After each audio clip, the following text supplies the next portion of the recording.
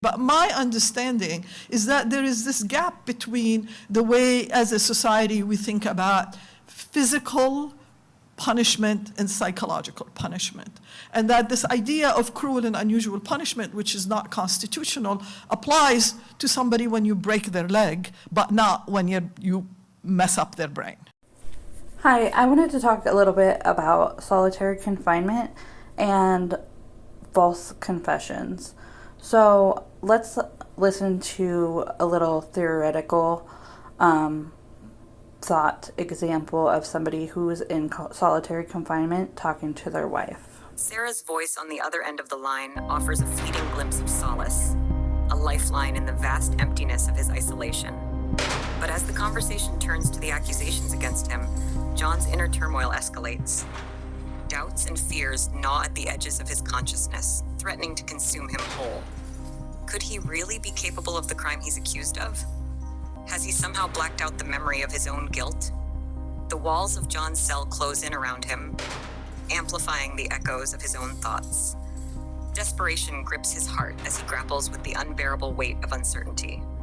In a moment of vulnerability and weakness, the words spill out, unbidden, from his lips, a false confession born of desperation and longing for relief. Even as he speaks, a part of John's mind recoils in horror at the falsehoods he's uttering. But in the suffocating grip of solitary confinement, rationality and reason seem to slip through his fingers like grains of sand, leaving only the hollow ache of regret in their wake. In this moment of profound vulnerability, John's longing for connection and escape from the torment of solitary confinement blinds him to the consequences of his words. It's a fleeting moment of weakness in the face of overwhelming despair, a moment that will haunt him long after the conversation ends. Now, some people may find this hard to believe or may think that, oh, he confessed on multiple occasions. Watch the rest of this video and maybe you will understand just a tiny bit. It could either break you or make you, and if it breaks you, you know what, you're just gonna just be broken, physically and mentally.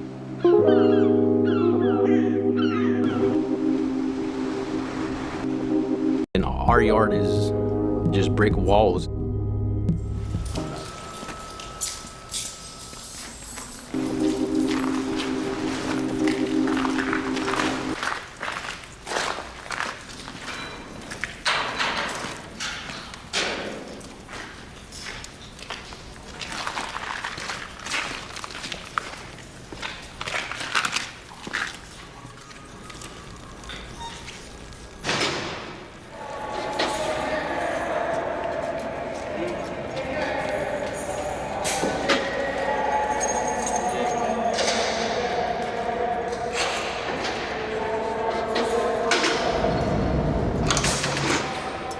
That door closes and you're in that confined spot. I couldn't imagine, for real. It would be awful, being in here anyway. Yeah, that isolation wouldn't be something I don't think I could deal with easily either.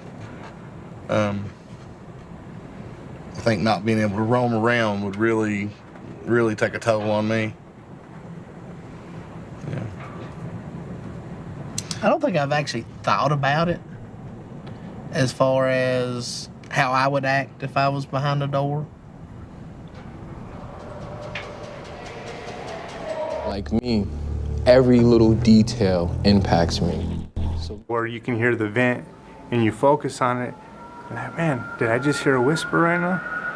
And the person starts focusing on this little noise because the noises and the vision are the senses. And that's what we have to constantly survive. So me looking in the cell, looking in the room, it's totally flush, it's all concrete, there's no sharp edges, it's all smooth corners, it is all battleship gray, I can smell the paint. The toilet is the wind under the door starts talking to me. I don't think I slept that first couple of nights. It just seemed like one long day. They say after 14 days in solitary confinement, the brain begins to atrophy. cerebral cortex, the hippocampus. And these are very important, vital parts of the brain that are responsible for our actions. You would just dwindle and just sit there and just stare. You're in that room for 23 hours and you're allowed to come out for 1 hour. But depending on what their staffing is like, you may not get to come out for that hour. There were no windows, there are no clocks. Not having any kind of concept of time made me feel like I was in there for eternity. It's the same thing day in and day out. Your behavior becomes more erratic, more violent, more disruptive, more unpredictable. And that's a terrible feeling, to feel like you're not in control. You don't feel like the person that you were before.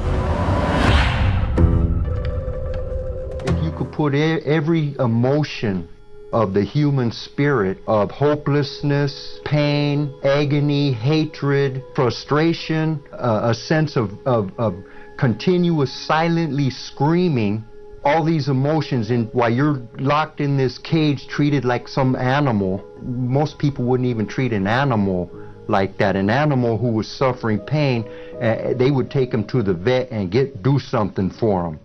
This is a behavior modification, psychological, low-intensity warfare against the mind of a human being. That's what exists. In a place like prison, violence is the norm. The problem with solitary is that you actually don't know how long you're going to be there. 14 days could easily turn into 14 months. There's an endless amount of things that people try to do to occupy their minds. For me, it was important to build a routine, because without the routine, then my mind would take me to places I didn't want to go.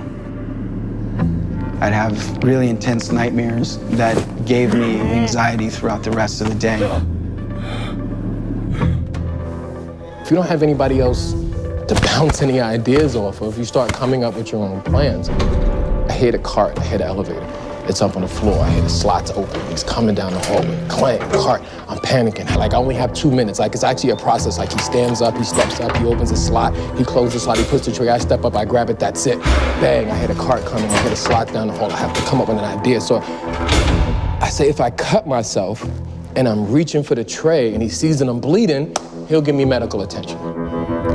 Because in my mind, I'm replaying this whole scene. I have nothing else, I have no other input. Nobody else saying, dude, you're talking about cutting yourself. It's me talking to myself.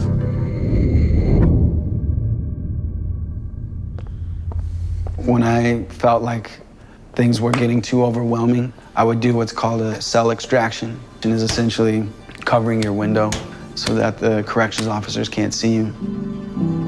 And therefore, they'd have to suit up and extract you from your cell. What it really is they can come in there and beat the shit out of you.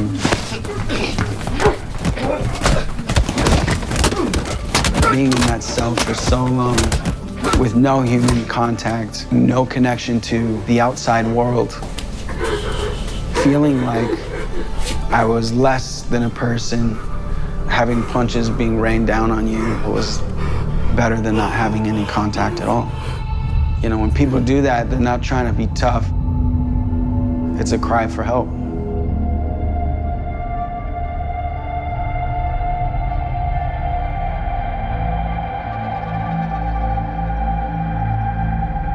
Life, that whole system is telling you you're not validated, you're not valid, you're not a human being. And when you lose that, you just don't care anymore, right? You go through a range of emotions. Eventually, the feeling of losing your own identity can start to creep in, and that's more painful than anything I've ever experienced.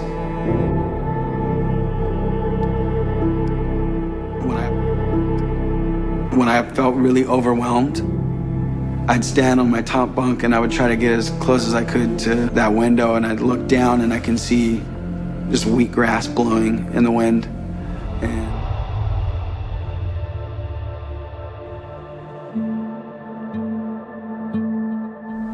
when you're in that box, you're alone. But I really knew what it meant to be alone when I was released, and I can stand in a room full of people and still feel alone.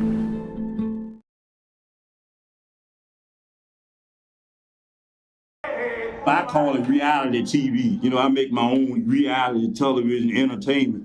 And I got the hound dog. I like the hound dog. Hound dog, hot on that gal tail, hot on that tail.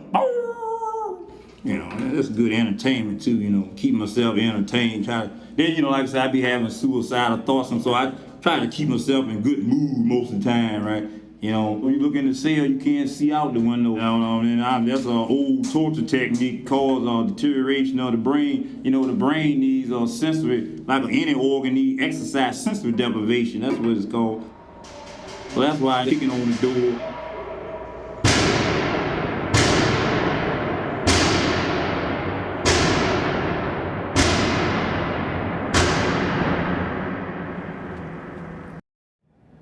Am I being punished enough? In my opinion, no, not even close. But 7, 8 years of segregation isn't working, because all it does is make you angry. It makes you more frustrated. All it's doing is turning us into caged animals.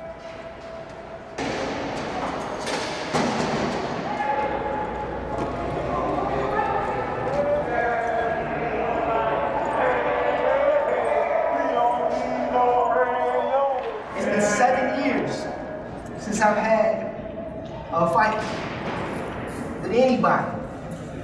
7 years. I think I've been doing pretty damn good. I'll get up with you on that. We'll talk about it. All right?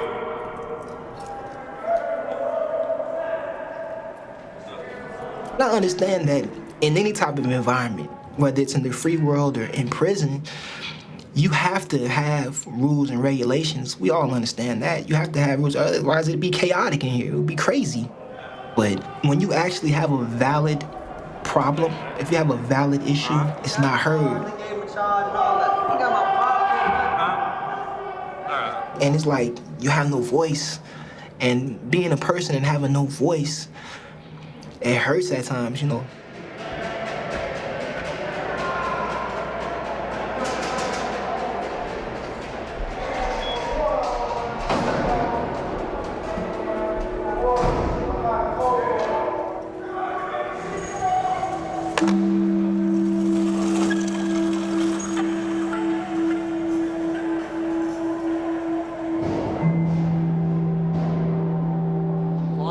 In a lot of different contexts, but the bottom line is the same. You're trying to go more towards fact and away from opinion and made up stuff. Speaking of made up stuff, we are now at the last and, in my opinion, worst indicator of manipulation. This is something I have absolutely no tolerance for. And before I tell you what it is, I want you to look at this footage. The man in the video is Kenneth Osborne, who in 2008 was arrested and convicted of kidnapping and murder, and he was sent to jail for the rest of his life. And I want you to see what happened in his interrogation. They have satellites that are over our head right now that keep constant 24-hour surveillance of everything that goes on. And I've got these photographs at the time of the 28th, the day that she disappeared. And it's got a white truck on 43 Canal Road. And Ken, it's your truck. So what they did is they took a vehicle that was similar to Kenny's, parked it out there, and somehow were able to get an overview shot of that crime scene, suggesting that his vehicle was able to be pictured during the purported crime. And that was untrue. They used a phony picture of a truck that looked like his near the site of the crime to convince him that he was there.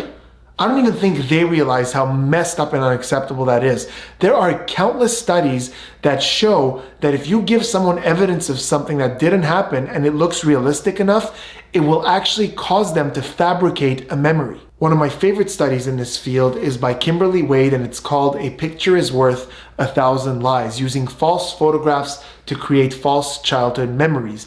In this study, they showed a bunch of people who had never been on a hot air balloon in their lives a picture of them as a child on a hot air balloon. It was completely photoshopped. And in 50% of cases, people recalled the day and they gave their experience and they talked about how it was, even if it wasn't even a real thing. The reason for this is because our memory is a highly flawed system. It's built for practicality, not for accuracy. So very often, especially if there's a lot of emotions involved, or if it was a little while ago, we take in those emotions, we take our creativity, our imagination, we take memories from other events, and we could fabricate things and we could swear to remember things that never actually happened. So when you're in an interrogation and you're showing a guy a picture that is not real, you could be causing something in his head that never happened.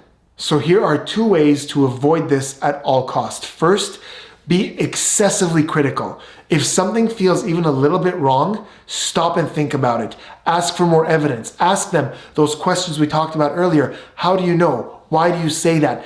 Get all the facts. And if it feels wrong, don't accept someone else's opinion. Form your own, especially in sensitive conversations like an interrogation. Second counter is that people who are exaggerating or fabricating, especially on this level, are also lying, and we can see indicators of deception all over their behavior. So guys, on the channel I talk, let's keep going.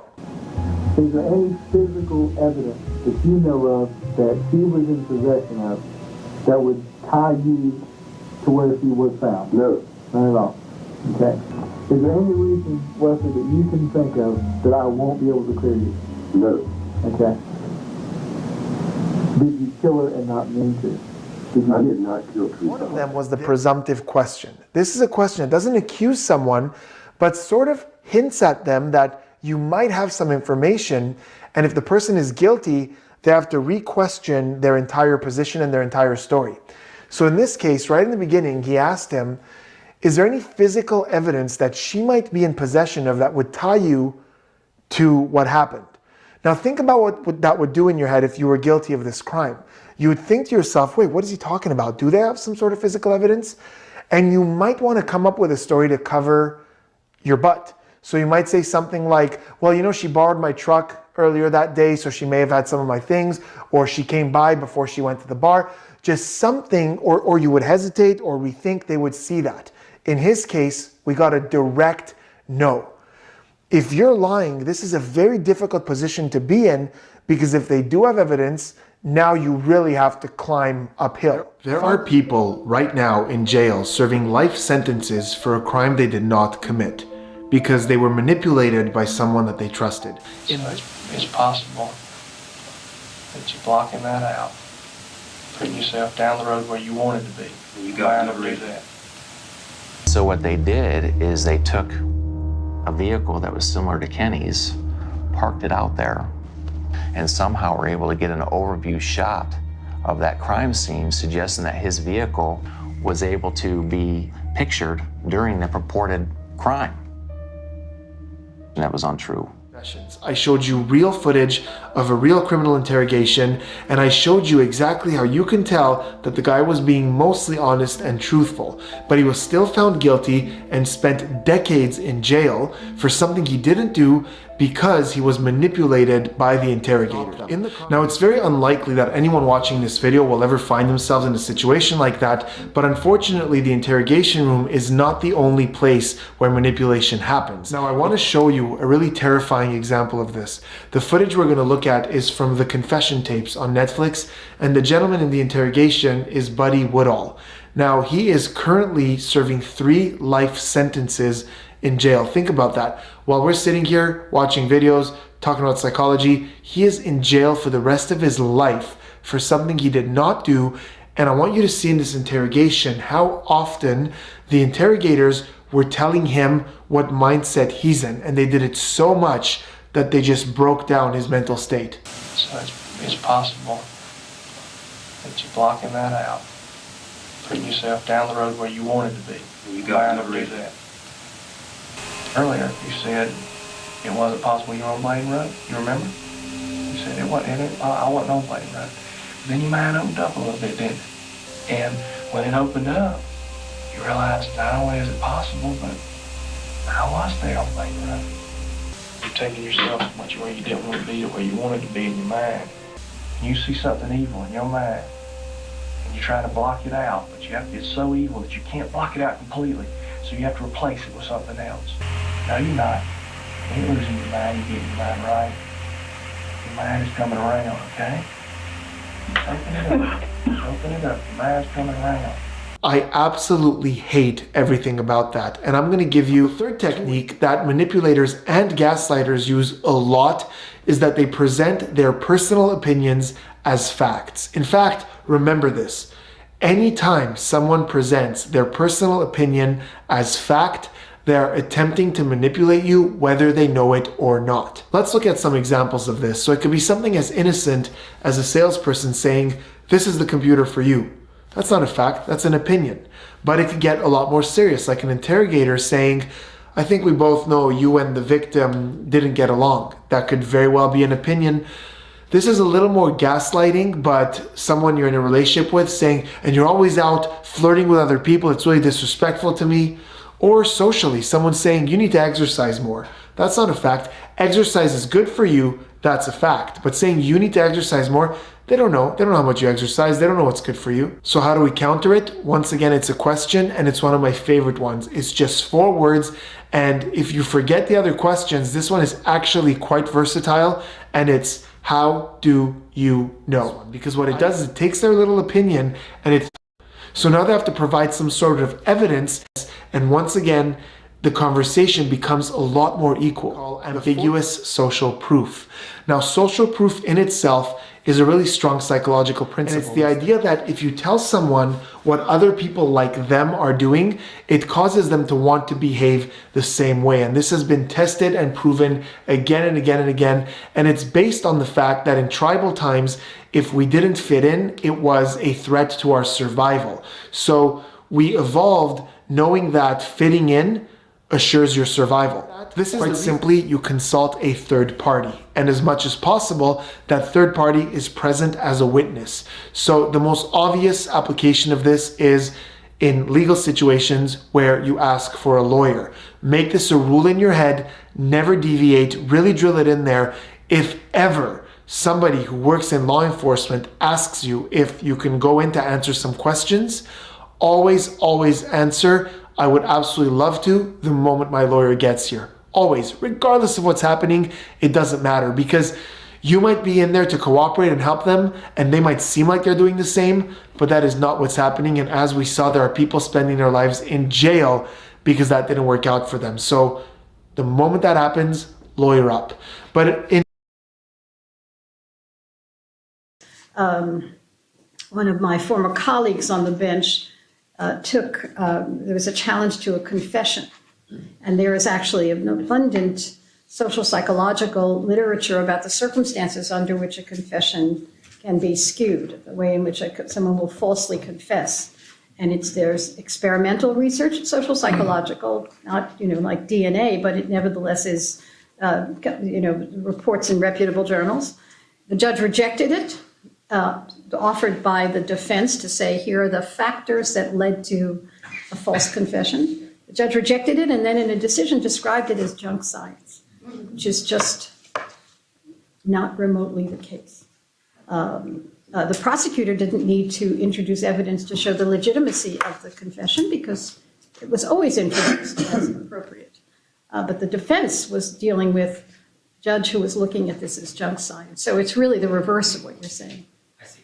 So I'm delighted you asked that question because it gives me a chance to reference an article that Judge Gordon Liu and I wrote and was published in the Proceedings of the National Academy of Science in October of 2023. And please go buy yourself at least 5 copies. So we looked at the last 300 federal cases in which Daubert challenges have been made to scientific evidence.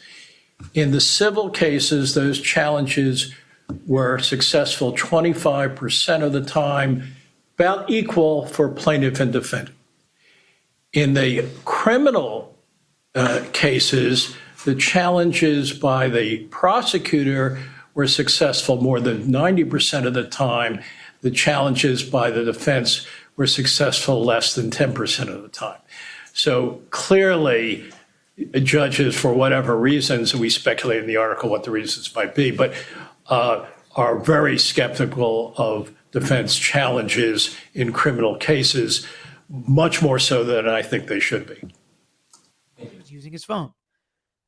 Then on October 13th, 2022, investigators invited Richard Allen and his wife, Kathy, to speak to them and follow up on that interview done in 2017. That both Richard Allen and Kathy Allen came to interview on their own. They came on their own in October of 2022. They were not under arrest and were free to leave at any time in the interview. Okay, so they came of their own volition. Again, it's interesting because he was interviewed at first and he was there and admitted being there. And then he came with his wife 5 years later, but still before he got arrested. So to think that he never admitted it to his wife or his wife never asked him, I think is interesting. Not interesting that most people deny things that they do, until they're convicted and sometimes even after they're convicted. But I do think that there is an element of mental distress that the defense is going to argue with the confession to his wife on the jailhouse phone call that happened later in the case, because they had plenty of opportunities to talk about it before now. Investigators learned from those interviews that they came to voluntarily that Richard Allen reaffirmed that he was in fact on the trails the day Abigail and Liberty went missing and further admitted to being on the high bridge. He also told investigators he was wearing blue jeans and a blue or black Carhartt jacket with a hood and that he was wearing a head covering. So why is this important? Well, this is all information that leads to probable cause to search this man's house. And the state is doing a good job of, instead of just reiterating the probable cause affidavit, they are saying, here is where we got this information from Richard Allen himself and his wife as to where he was and what he was wearing. It matches the description of at least one of the witnesses, and we put in that witness statement. The defense agrees they put in the witness statement. Now they say they didn't put in everything. And the other witness statements that maybe weren't corroborating or had some contradictions in them. But right now, the state's just laying the foundation where we absolutely had probable cause to search this man's house. And then what we found there gave us enough to arrest him. Further, Richard stated that he did own guns and that guns were in his house. Investigators learned from Kathy and Richard that they still had guns and knives in the home along with that blue Carhartt jacket. So what are we getting to now? Why did they need to search his house? Well, he had guns and knives and that blue jacket that he was wearing the night they went missing. He admitted that in the house. So therefore, you go and you search the house for those items. The investigators believed a firearm was involved in the abduction and killings of Abigail and Liberty because an unspent .40 caliber round was found between the bodies of Abby and Liberty. That .40 caliber round is what eventually they connect to Richard Allen's gun that they found in his house as a result of this search. So without all of that, the case gets a lot weaker. But knowing this information before getting probable cause to have the search warrant, before searching his house, before finding the firearm, to me is adding up to enough for probable cause, as we know, not the biggest standard in the world. I should say the highest standard. Investigators believe a knife was also used in the M's of them. The clothes Richard Allen described wearing that day on the trails matched the description of the man seen on the bridge from the video and from the video taken. That it was also gathered that Richard Allen still possessed the firearms, knives, and the clothings, and said items were in his house. Based on the information, investigators prepared a probable cause affidavit with a search warrant for the home of Richard Allen. The probable cause affidavit covers all the information that law enforcement had and gathered in the investigation in regards to Richard Allen up until October 13th, 2022. The probable cause affidavit outlines evidence that established probable cause to search the home of Richard Allen. Investigators for the search warrant on October 13th and the same was granted that day by the Circuit Court Judge Benjamin Diener. Investigators went to the residence of the defendant, knocked on the door, and executed the search warrant. The defendant and his wife were asked to be out of the residence while the search warrant was executed, but were allowed back in immediately afterwards. Investigators found several items in the residence, including a .40 caliber firearm and electronic devices, all of which were outlined in the search warrant return. By the way, an interesting part of all this, right, in the lawyering, and as we're making these claims and, being real colorful and dramatic about things, the defense didn't try to explain why that spent .40